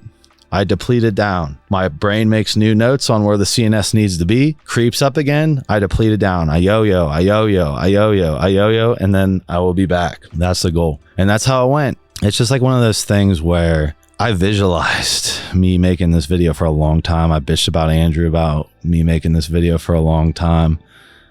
And yeah, it's just a pivotal, life-changing moment that I can't describe the pain. You know, I wouldn't even, me being out of it, it's hard for me to imagine being in it again. It's hard for me to even describe it. It is reassuring that I can trust myself, that even in that mentally retarded state, not thinking clearly, psychotic, insane, that I figured it out. I trusted in myself. I wasn't led these stupid directions of it not being the root cause. I then begged for prayers. You guys answered me and prayed for me. And then voila, Leo's voice messages show up on my doorstep, and the path out of the hell is painted for me to present to everyone suffering. I do not see another way to get out of an extreme case like me. I think what you can take away is that I am an extreme case in the sense of I was hypermuscular. I had combat experience, whether people want to fucking make fun of me wrestling 145, 152 or not when I was younger. It's how much I weighed in high school. What's my big deal? I bodybuilt in college, right? I built out a business in college. But that mental euphoria of that anxiousness before my matches and my anxiousness before my cross-country races, that made markers in my central nervous system on how it prepares for when that dopaminergic firing happens. And if you add that in to how these people react, you notice people who don't tolerate finasteride, dutasteride, accutane are normally athletes who are interfering with the AR architecture, thus interfering with the neurosteroid cascades. Thus, this crash occurs where the androgen receptors overmultiply to try and make up for the neurosteroid cascades. And then they overmultiply so much that they bump into each other, stop working. And that seems to be the root problem of it all, because that's going to impact autoimmune. That's going to impact thyroid. That's going to impact body temperature. That's going to impact methylation. That's going to impact your gut colon. That's going to throw off your gut microbiome. That's going to cause your teeth to fall out. Like, my teeth are fucked from this. Your face is going to change. You're not going to have earwax anymore. I didn't have earwax. I didn't have tears. My eyes were fucked. It's just like one of those things where I can't thank you all enough for sticking with me during this. I'm really trying this year to bring my channel back to how it was in its heydays when everyone liked me. I understand why a lot of people unfollowed me this last year. I needed to go through that. I needed to suffer through that. Other people have come back from worse shit than this. This is pretty fucking bad. And you wouldn't wish this on a friend. I wouldn't wish this on anyone who smeared me. You know, that's something that's scarring. That's life-changing. That's what made me so adamant of me figuring it out fully, was that I know some young guys takes that once, fucked forever. Nobody's gonna listen. And I had talk guys out of suicide in my DM box and everything. And you have people like Hair Cafe who have to put on this fake mask and attack me and tear me down. When, I don't know, you talk to Kevin in the comments, he's painting a different picture about himself. You know, he's painting a different picture about me and his relationship. When it comes to defending this finasteride, dutasteride, and the reason I targeted them the most is because this is ridiculous in the sense of this is known. When in the steroid world, the SARM world, you know, we know all the side effects. We're just not going to talk about this syndrome. Really, we're not going to talk about these side effects. So we're going to be based in everything else besides this vanity biohacking, because this syndrome is that bad. It's that fucking bad. It's to a point where it breaks me. Right? I can say that on my fucking ego, that I fucking maintained everything in my life during this. I had a great safety net, but I was still in the gunner seat, fucking gunning hot the whole time. I am completely just obliterated coming into this new year. Unbelievable amount of mental pain and suffering. And to be told that it's all fake and smeared that it's fake, oh, it's not that bad. This narrative needs to change. You know, it's like, okay, I just showed you how all to figure it out. I fucking went through it. I definitely think I'm one of the worser case people, and I'm pretty much fully back. I mean, I know everyone suffering right now would want to be in the spot I'm at, and this will be enough for most people. Obviously, I'm not squatting 4 plates for 15 reps again, and that will be 100%. And I don't know when that's going to happen because how slow the central nervous system heals, how slow the spinal cord heals. But I know that it's linearly going very well, and I'm already at a very good set point. I was able to walk my dog about 1.5 miles last night after training. That's a big set point for me, and taught me a lot about myself. You know, I felt like I was placed here for a reason. My grandfather just recently passed away, and I'm not going to say what the pastor's speech said, but let's just say the pastor said, someone in this room needs to hear this. And then he said something that was directly correlated about my life that's hard to offset. I'm very broken after this. I think my final notes is this. I'm at a meet's end with Gorilla Mind over this shit. Not because of Gorilla Mind in the sense of, oh, this product almost killed me. No, you know, I'm an outlier reaction. It is what it is. It's more like the disgrace of, oh, I'm overreacting. Oh, it's something else. Oh, it's not lion's mane mushroom. You're completely in left field. It's just like writing off my terror as if I'm overreacting. And then it's like, it made sense at that time. And then you see what happened with the Lion's Mane Recovery Reddit. It's at over 8,000 people. The Lion's Mane Recovery Reddit owner just went on a podcast, or not a podcast, a documentary. And I'm not going to name the channel. I might react to it. I might. But he has 4.2 million subscribers. And I was invited on that documentary. I denied it, you know. I do want to see Gorilla become the best of the best. For me to get that level of disrespect for that long, and then I give the answer to see if he'll cross the friend barrier, which the vocabulary word friend was used a lot. And I'm all cool with Boss Man. Boss Man gotta make moves. Boss Man gotta stand on the shit. Boss Man made the empire. You just a pawn in the empire. And Boss Man gotta keep the empire going. Boss Man got people to feed. Boss Man has bigger manifestation, and Boss Man's guaranteed to become a billionaire. But friend, that vocabulary word shouldn't be used in this altercation. And that's how I'm gonna state it. I gave a lot of opportunities to see friend, like the vocab word, exist between us. And it's crazy because I definitely take full blame on Derek and I falling out. I take a lot of blame on me just not being happy with myself before this happened. But I don't take the blame for sometimes you gotta be the man. And when you're the man, you're expected to boss up in certain situations and be real. And if you're using the vocab word, the friend, then let's see you be the friend. Let's not ride something else like the boss man, and let's see you state what you're gonna state. I don't know how to wrap this other than I'll say one more thing that I'm at the end of this.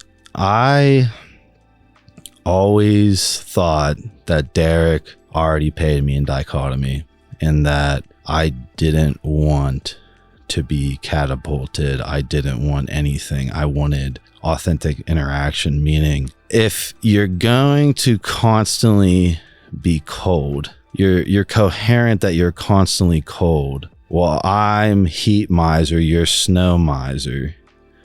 If there's no real pushback, then it's just selfishness to maintain the peace, which incites war. And that is how it's ending.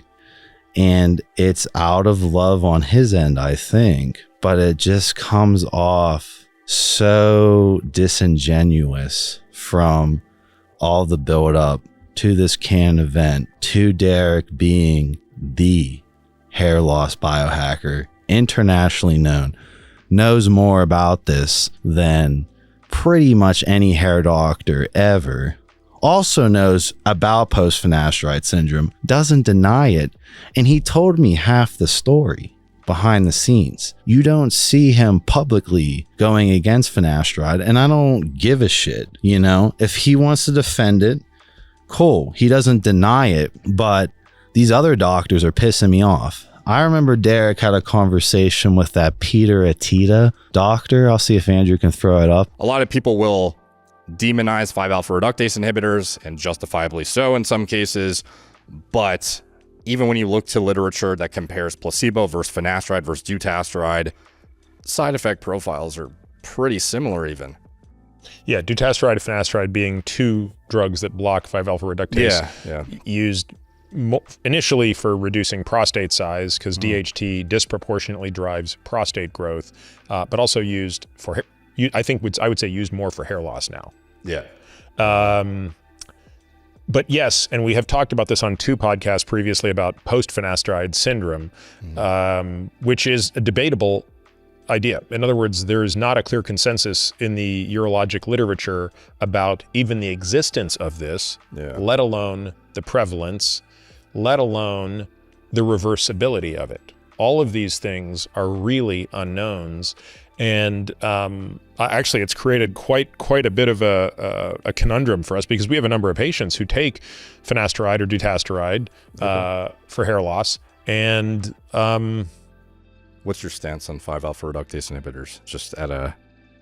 Yeah, I mean, look, I think I'll be honest with you. I never really paid enormous attention to it until about a year ago.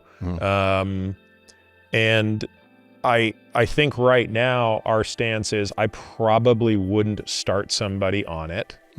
And if a person, so in other words, if a person has BPH, we're not going to manage that anyway, but a urologist has far better tools to manage BPH than 5-alpha reductase inhibitors. So I feel pretty strongly that if you're presenting with BPH, you should not be on a 5-alpha reductase inhibitor. It's simply unnecessary. It's like if someone came to me and said, you know, my ApoB is too high, and I gave them a bile acid sequestrant circa 1981. I mean, it's just not necessary. There's no upside. If you're talking about it from a hair loss perspective, again, not something I obviously know much about, I would encourage them, if they've never taken it before, not to. Because I think there are enough other compounds, oral minoxidil, topical 5-alpha reductase inhibitors, PRP, transplants. I think there are enough other tools that you can do to avoid the small, but not necessarily zero risk of something going wrong in terms of sexual side effects that in the worst case might not be reversible. What about you? What do you think? I think that several of the drugs you just said have either comparable side effect profiles, like topical finasteride. You end up with the same burden of 5-alpha reductase inhibition systemically, despite the fact that it's marketed otherwise. Topical dutasteride is interesting because it may have some capacity to stay local, especially if you do mesotherapy, which we'll get to in a sec. Why do you think that's... I wasn't aware of that difference. Yeah, it's thought to be the molecular... Is it just hydrophobicity?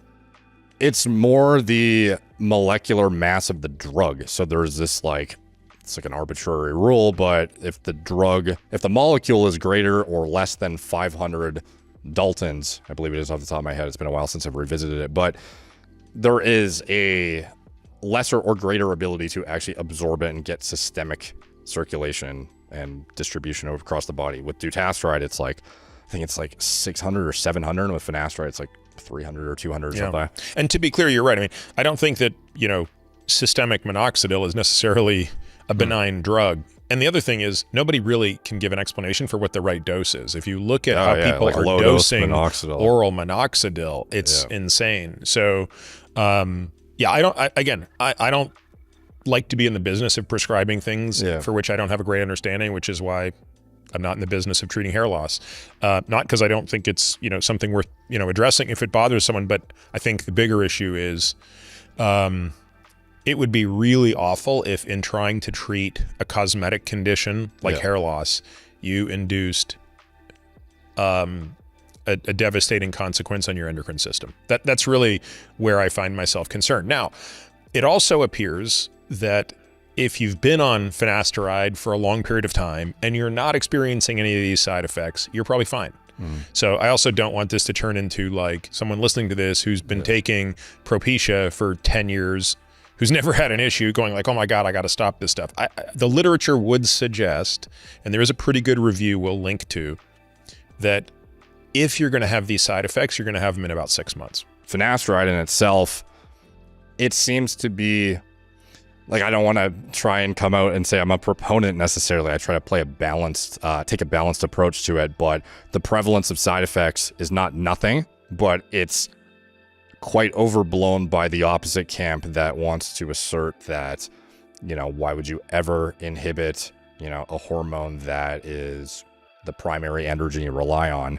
But similarly, why would you inhibit, I don't know, ApoB or something? Like, there is a clear outcome whereby there's benefit, and when there is, you know, DHT in somebody who's prone to hair loss, it's hard to overlook that this is the primary thing dictating if you go bald or not. Yeah, Derek took the stance of pro-finasteride and obliterated Peter in this documentary.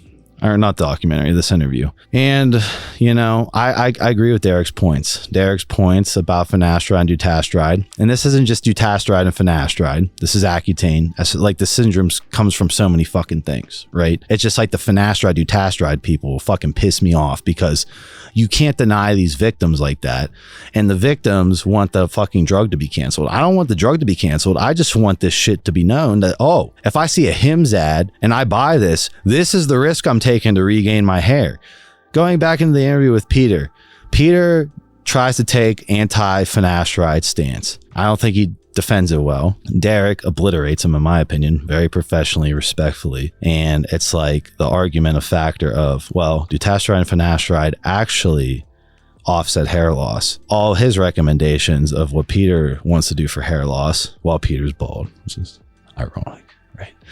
Is that, okay, well, you can use all these other methods, which are band-aids. You can't take away, like, it's like trying to take trend out of bodybuilding. Yeah, I can say trend, oh, fuck you up, fuck your relationships up. Here's every single thing. Like, yeah, people know what they're dealing with, the trend, people go into it. With finasteride, dutasteride, they don't know what they're fucking playing with. They're playing with fire, like trend, just the opposite side to save their hair. That's what it is. And then Derek's correlation with dutasteride and IQ, I wanted to touch on. So this goes back to the man of the tents, or the men of the hunt, the arena. Right? So you're stating that basically doing dutasteride would increase IQ by blocking dopaminergic firing, essentially rewiring your personality to a more base stoic state so you could achieve Terra nerd status, where you think that that would lead towards more brain preservation over a long period of time. Leo also agreed with this statement. Leo did finasteride after getting finasteride syndrome, using sodium valproate to cure himself. Then I assume he adjusted his dosage of finasteride right before, like, there's a point of demise with it, like, for everyone. Maybe not everyone. I think Derek can tolerate it very well. But the one thing is, it's like, yes, your brain is maintained, but your body, your central nervous system is going to take a hit.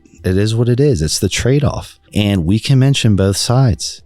So you want to maintain the brain, but the CNS, the body. Boxing is what I use to help heal my CNS. Build coronation back in my CNS, and there's like a 85, 86-year-old boxer still lighting up the bag. He still has elite movement. If he took dutasteride his whole life, he wouldn't maintain that. His brain might still be sharp, possibly sharper, but he wouldn't maintain that movement. So it's like that man of the tents, man of the field argument is what it comes down to.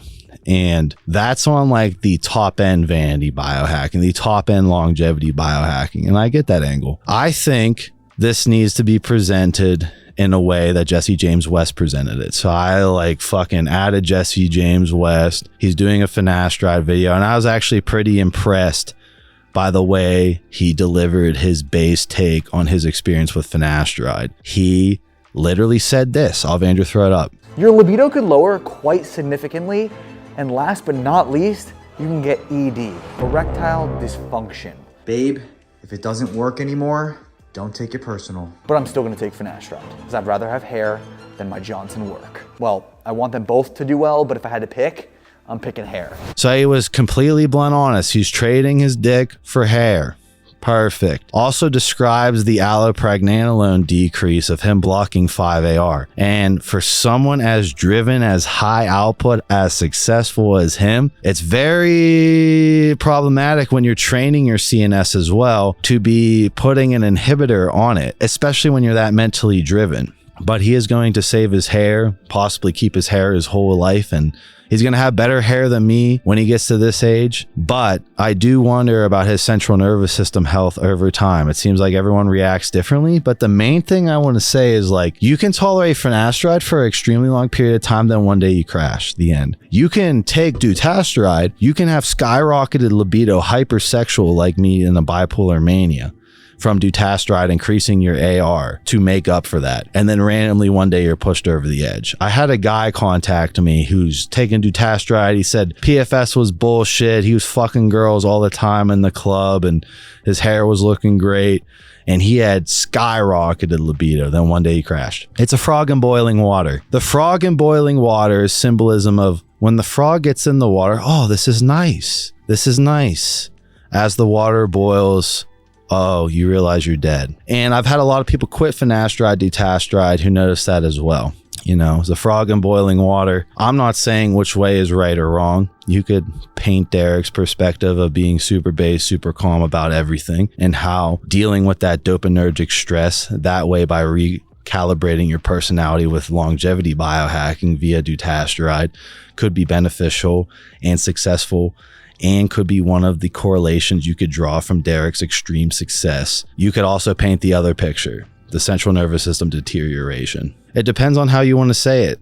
I definitely think if I gave UFC fighters finasteride and dutasteride, they would immediately stop taking it. If you want your body to be, it's like that quote, like, you don't know what your body's capable of, like blah, blah, blah. When you're in that state, you might be in a better neurochem state of being a weapon than you going the other way. I don't want finasteride and dutasteride to get banned. I think, as a biohacker who's done crazy ass shit, that this is fine. We should be able to have this drug on the market because it is the most effective drug at preventing, stopping, reversing hair loss. Dutasteride being the finasteride on steroids. I do think we should be based about like how we talk about trend use. Yeah, trend use, in my opinion, you can't take out trend from the top level of bodybuilding. You can't replace it. It sensitizes the AR to IGF-1 like nothing else.